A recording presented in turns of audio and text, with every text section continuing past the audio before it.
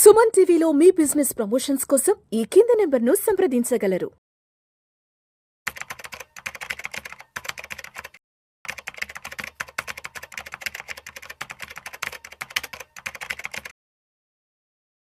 Welcome to Vishnu talks. నేను విష్ణు. ప్రస్తుతంతో పాటు NIS and CRISIL certified wealth manager Revanth Chalamala ఉన్నారు. వారితో మాట్లాడదాం.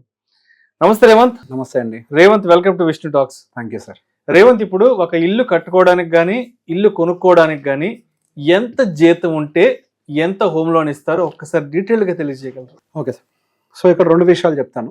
ఒకటి, అసలు బ్యాంక్ సైడ్ నుంచి ఎలిజిబిలిటీ క్రైటీరియా ఎలా ఉంటుంది అని, మనం ఫైనాన్షియల్ ఆస్పెక్ట్ లో కూడా మన ఎలిజిబిలిటీని మనం ఎలా నిర్ణయించుకోవాలి అని చెప్పి. బ్యాంక్ వాళ్ళు ఇచ్చినంత మనం చేయనవసరం లేదు, మనకు కూడా కొంత చూసుకోవాలి. కాబట్టి రెండింటిని విడదీసి చెప్తాను.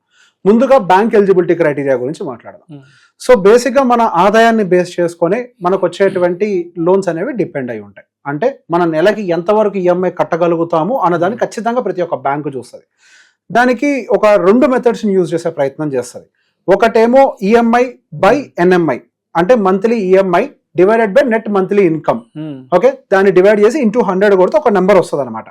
సో బేసిక్ గా ఈ యొక్క నెంబర్ 50-55 దాటి ఉండకూడదు. అంటే సింపుల్, దాని అర్థమయ్యే భాషలో చెప్పాలి అని అంటే, మీరు కట్టేటువంటి ఈఎంఐ 50,000 ఉండి మీదకి వచ్చేటువంటి శాలరీ 1,00,000 రూపాయలు ఉంది అని అంటే 50% of your salary is going for EMIs అని అర్థం.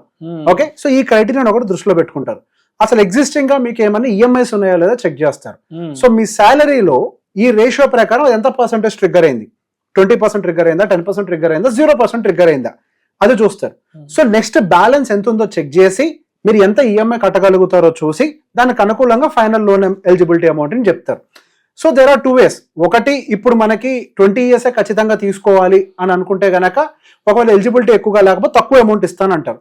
లేదు, మీరు బ్యాంకులకు వెళ్ళినప్పుడు గమనిస్తే చెప్తారు, కావాలంటే మీరు టెన్యూర్ పెంచుకోండి, మీకు లోన్ అమౌంట్ ఎక్కువ వస్తుందని చెప్తారు. ఎందుకు?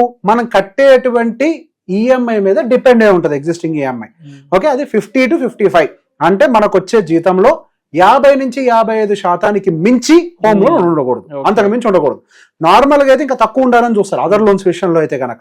బట్ హోమ్ లోన్ విషయంలో మాత్రం ఈ ఒక వెసులుబాటు ఎందుకు ఇస్తారు? 50-55 ఇది ఎందుకు ఇస్తారు అని అంటే, ఎంత కాలన్నా మళ్ళీ మనం ఒక అద్దెంట్లో ఉంటాం. దానికి కూడా ఒక 20% వరకు, 20-25% వరకు మన నెట్ శాలరీలో 1,00,000 రూపాయలు జీతం వచ్చేవాడు 20-25,000 రూపాయలు ఎట్లయినా ఖర్చు పెడతాడు. సో దాని మీద ఎట్లయినా పోయే ఖర్చుని మైనస్ చేస్తే మిగతా 30% ఎలిజిబిలిటీ కింద డిక్లేర్ చేసి లోన్ ని ఇష్యూ చేస్తారు. ఇది ఒక మెథడ్. రెండో మెథడ్ ఉంది, మల్టీప్లయర్ మెథడ్ అని అంటారు. అంటే మనకు వచ్చే శాలరీని ఇంటూ 72 తోటి మల్టిప్లై చేస్తారు. ఇది ఒక మెథడ్. ఈ కేసు అయినా సరే, ఈ కేసులో అయినా కానీ మళ్ళీ 50-55 దాటితే వాళ్ళు ఊరుకోరు. ఇది కూడా ఇంపార్టెంట్. మళ్ళీ 50-55 ఖచ్చితంగా దాటకూడదు. ఓకే, సో బేసిక్ గా మల్టిప్లయర్ మెథడ్ లో ఫర్ ఎగ్జాంపుల్ మీకు 1,00,000 రూపాయలు జీతం వస్తుంది అనుకోండి, you're eligible to take 72 lakhs. So దాన్ని ఒకసారి మీకు వివరిస్తాను. అంటే ఎంత శాలరీ వచ్చే వాళ్ళకి ఎంతెంత ఆ హోమ్ లోన్ తీసుకునే ఎలిజిబిలిటీ ఉంది as per the 72 multiplier method. Okay, ఒక 20,000 రూపాయల జీతం తీసుకునే వాళ్ళకి 14,40,000 వరకు హోమ్ లోన్ వస్తుంది. 30,000 జీతం వచ్చే వాళ్ళకి 21,60,000 వరకు ఎలిజిబిలిటీ ఉంటుంది. 40,000 రూపాయలు శాలరీ ఉన్న వాళ్ళకి 28,80,000, 50,000 శాలరీ ఉన్న వాళ్ళకి 36 లక్షలు, 60,000 శాలరీ ఉన్న వాళ్ళకి 43,20,000, 70,000 శాలరీ ఉన్న వాళ్ళకి 50,40,000, 80,000 శాలరీ ఉన్న వాళ్ళకి 57,60,000, 90,000 శాలరీ ఉన్న వాళ్ళకి 64,80,000, 1,00,000 శాలరీ ఉన్న వాళ్ళకి 72 లక్షలు. Simple. It is a 72 multiplier method. ఈ రెండు మెథడ్స్ లో ఏదో ఒక method, but end of the day 50-55% ratio దాటకుండా మాత్రం వాళ్ళు ఖచ్చితంగా జాగ్రత్తలు అయితే తీసుకుంటారు. ఓకే, ఇప్పుడు మనకు హోమ్ లోన్ ఎలిజిబిలిటీ అనేది వస్తుంది. ఇక్కడ ఇంకొక క్రైటీరియా ఉంటుంది, ఎంత పర్సంటేజ్ మనం డౌన్ పేమెంట్ కట్టాలి. సో బిలో 20 lakhs అయితే గనక ఒక లెక్క ఉంటుంది, అబౌవ్ 20 lakhs అయితే గనక ఒక లెక్క ఉంటుంది. సహజంగా again bank to bank vary అవుతుంది. పిఎస్యూ బ్యాంక్స్ ఒకలాగా ఆపరేట్ చేస్తాయి, ప్రైవేట్ బ్యాంక్స్ ఒకలాగా ఆపరేట్ చేస్తాయి. సహజంగా in general PSU bank segment లో అబౌవ్ 20 lakhs ఉండే ప్రాపర్టీకి దేనికైనా కానీ వాళ్ళు 80% వరకే లోన్ ఇష్యూ చేస్తారు. అంటే మీకు 50 లక్షల రూపాయలు ఇల్లు కొంటున్నారు అని అంటే 40 లక్షలకి మించి లోన్ ఇవ్వరు వాళ్ళు. ఒకవేళ అదే మీ ఇల్లు కనుక కొంచెం తక్కువ అనుకోండి, 20 లక్షలు ఇప్పుడు ఇల్లు రావట్లేదు అనుకోండి, దానికైతే 90,000 సారీ 90% వరకు కూడా ఇవ్వడానికి ఇంట్రెస్ట్ చూపిస్తారు. So based on the property value also వాళ్ళు పెట్టిన లిమిట్స్ చాలా చిన్నవి. సో అప్ టు 80% వరకు మాత్రం మనకి ఎలిజిబిలిటీ ఉండే అవకాశాలు అయితే కనపడుతున్నాయి. సో ఇది ఈ బ్యాంక్ సైడ్ నుంచి చూసే ప్రక్రియ. ఓకే, బ్యాంక్ సైడ్ నుంచి మాత్రం మనకు క్లారిటీ ఉంది, మనకు వచ్చే శాలరీని బేస్ చేసుకొని మనకి ఇంత లోన్స్ వచ్చే అవకాశాలు ఉన్నాయి. సో ఇప్పుడు ఇది వస్తుంది కదా అని చెప్పి డైరెక్ట్ గా దిగాల. ఇప్పుడు ఇది మన పర్సనల్ యాంగిల్ నుంచి కూడా ఎవాల్యుయేట్ చేసే ప్రయత్నం చేయాలి. సో మన పర్సనల్ సైడ్ నుంచి మనం ఎప్పుడు ఈ లోన్ తీసుకోవాలన్న దాని గురించి మనం కొంత క్లారిటీ తెచ్చుకునే ప్రయత్నం చేయాలి. ఫర్ ఎగ్జాంపుల్, ఇప్పుడు మీకు ₹1,00,000 జీతం ఏదో వస్తుంది అనుకో, మీకు ఈఎంఐలు అది ఇది అంతా కలిపి ఇప్పుడు 72,00,000 అని అంటే 8% ఏదో తగ్గుతుంది. ఇప్పుడు ఆ తగ్గిన దాంతో ఒక ₹60,000 ఎంత ఈఎంఐ వస్తుందని అనుకుందాం ₹1,00,000 జీతంలో. ఆ ₹40,000 మీరు బతకడానికి సరిపోతుంది. మిగతా ఇతర ఖర్చులు అవి ఇవి మీరు బతకడానికి సరిపోతుంది. కంఫర్టబుల్ గా అనిపిస్తుంది అంతా. అరే మనకు వచ్చే జీతం ఈఎంఐకి పోతుంది, మనం రెంట్ కట్టే పని లేదు, ప్రాపర్టీ మనకు సొంతం అవుతుంది, అన్ని పోను మనకి ఖర్చులకు కూడా డబ్బులు మిగులుతున్నాయి, సో అంత ప్రాబ్లం లేదు, well fit and fine financially అని చెప్పి దిగిపోతాం. ఇక్కడే అసలు సమస్యలన్నీ ఎంటర్ అయిపోతాయి. రీసెంట్ గా ఒక పెద్ద మనిషి నా దగ్గరకు వచ్చి, ఒక సీనియర్ ఐటీ ప్రొఫెషనల్ నా దగ్గరకు వచ్చి ఒక మాట అన్నారు. రేవంత్, నేను వచ్చి 45 ఏళ్ళకి నేను చూస్తూ ఉంటే నా వెనకాల ఏముంది అని అంటే, ఒక ఈఎంఐ లేని ఇల్లు, ఒక ఈఎంఐ లేని కారు ఉంది. రేపు నన్ను ఉద్యోగం తీసేస్తే ఎట్లా బతకాలో నాకు తెలియట్లేదు. ఇది చాలా మంది ప్రాబ్లం. నేను చాలా మంది ఐటీ ప్రొఫెషనల్స్ జూనియర్స్ తో మాట్లాడేటప్పుడు కూడా అదే అంటారు. అవును సార్, లంచ్ లో కూర్చొని మాట్లాడేటప్పుడు కూడా వాళ్ళు అదే అంటూ ఉంటారు.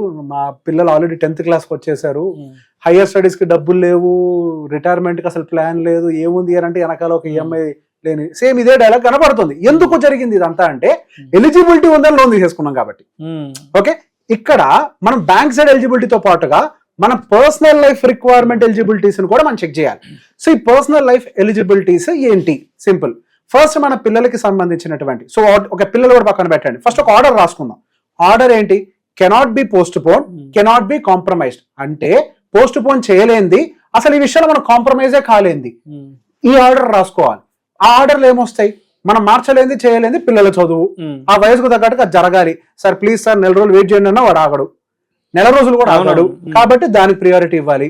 వాళ్ళ హైయర్ ఎడ్యుకేషన్ అంటే యూజీ పీజీ, వాళ్ళ మ్యారేజ్ సంబంధించి కొద్దిగా అటో ఇటో. నెక్స్ట్ పోస్ట్ పోన్ చేయలేదు ఏంటి? మీ రిటైర్మెంట్. అది పోస్ట్ పోన్ కాదు సార్, ప్లీజ్ సార్ 1 సంవత్సరం ఎక్స్టెండ్ చేయను, వాడు ఊరుకోడు, పంపించేస్తాడు బయటికి. సో అది కూడా పోస్ట్ పోన్ చేయలేము. సో ఒక ఆర్డర్ రాసుకోండి. సో ఈ ఆర్డర్స్ మొత్తం రాసుకున్న తర్వాత నెక్స్ట్ ఆర్డర్ లో can be post phone, can be compromised, ఈ ఆర్డర్ రాసుకోండి. దాని తర్వాత ఇట్స్ ఓకే, ఉన్నా లేకపోయినా అదొక లగ్జరీ ఐటమ్ అని అనుకొని దాని ఇంకొక ఆర్డర్ లో రాసుకోండి. అంటే ఫస్ట్ ఏవైతే ఖచ్చితంగా మన లైఫ్ లో జరగాలో అవి పెట్టుకొని, దాని తర్వాత ఏవైతే పోస్ట్ పోన్ అయినా చేయాల్సినవి ఉంటాయి అవి రాసుకొని, ఆ తర్వాత లగ్జరీ ఐటమ్స్ రాసుకోవాలి. ఇక్కడ పోస్ట్ పోన్ చేయలేని ఐటమ్స్, పిల్లలకి ఇందాక నేను చెప్పినట్టుగా కొన్ని ఐటమ్స్. సో వీటి కోసం మనం ఎంత ఎస్ఐపి చేస్తే అప్రాక్సిమేట్ గా మన టార్గెట్స్ రీచ్ అయ్యే అవకాశాలు ఉంటాయి. సింపుల్. ఇప్పుడు ఎస్ఐపి అని అనగానే, అంటే ఎస్ఐపి అనే మెథడ్ ఎందుకు వాడుతుంటే కొద్దిగా రిటర్న్స్ ఎక్కువ వస్తాయని కాబట్టి నేను వాడతాను మ్యూచువల్ ఫండ్స్ లో.